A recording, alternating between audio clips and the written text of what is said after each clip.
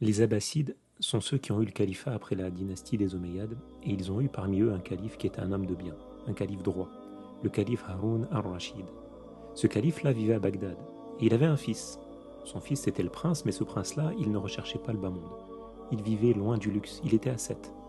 Parmi ses habitudes, il visitait les tombes afin que ça l'exhorte, qu'il se rappelle que ces gens qui sont dans les tombes aujourd'hui, il y a quelques années, ils marchaient sur terre, tout comme lui, il marche sur terre aujourd'hui.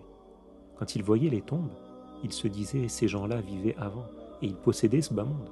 Ce qui compose les maisons, l'argent, les troupeaux, tout ça c'était à eux. Mais malgré ça, ils sont morts.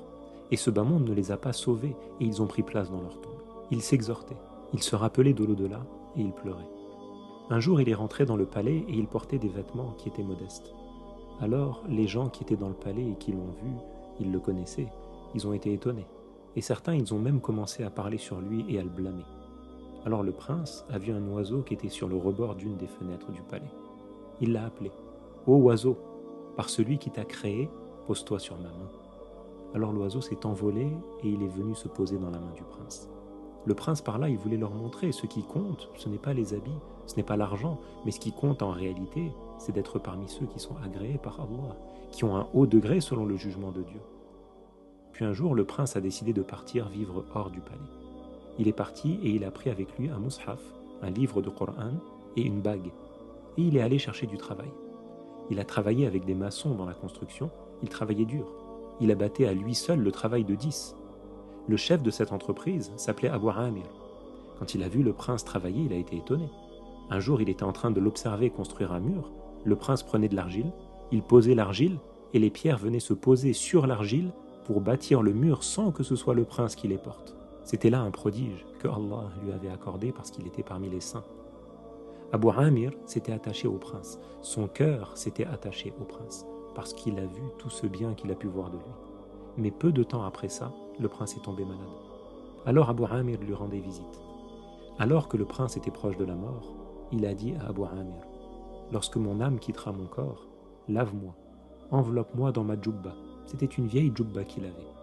Il lui a dit « Les vivants ont plus besoin de ce qui est neuf que les morts. » Ensuite, rends le mushaf et la bague au calife Haroun al-Rachid. Puis il est décédé. Et Abu Amir a été très triste du décès du jeune prince. Il a fait ce que le prince lui avait demandé. Il l'a enterré, il a pris la route pour se rendre à Bagdad et pour rendre les affaires au calife. Quand il est arrivé au palais, il a demandé à rencontrer le calife. Il a expliqué aux gardes la raison de sa demande, et les gardes ont été surpris par l'histoire qu'il racontait. Ils sont partis au calife, et le calife lui a accordé audience. Abu Amir s'est présenté, il a rendu au calife le mushaf et la bague qui appartenaient au prince.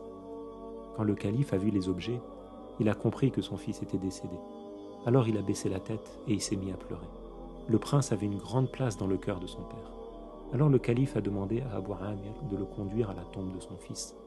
Ils se sont préparés et ils sont partis pour Basra, pour que le calife puisse se recueillir auprès de la tombe de son fils. Abu Amir est ensuite retourné chez lui et il se rappelait de son voyage, il se rappelait de ce qu'il avait fait. Puis au soir, il a récité ce qu'il avait l'habitude de réciter avant de dormir. Et dans son sommeil, il a fait un rêve.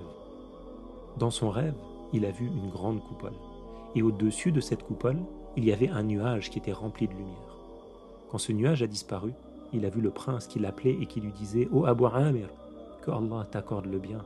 Dieu m'a donné ce qu'aucun œil n'a vu, ce qu'aucune oreille n'a entendu et ce qui n'a même pas effleuré le cœur d'un humain. » En effet, le prophète Mohammed alayhi salatu wassalam a dit « Qala Allah ta'ala a'dadtu li'ibadiya as-salihin ma la 'aynun ra'at wa la udhunun sami'at wa la khatara 'ala qalbi bashar » C'est-à-dire Allah nous a fait savoir qu'il a réservé pour ses esclaves vertueux ce qu'aucun œil n'a vu, ce qu'aucune oreille n'a entendu et ce qui n'a même pas effleuré le cœur d'un humain.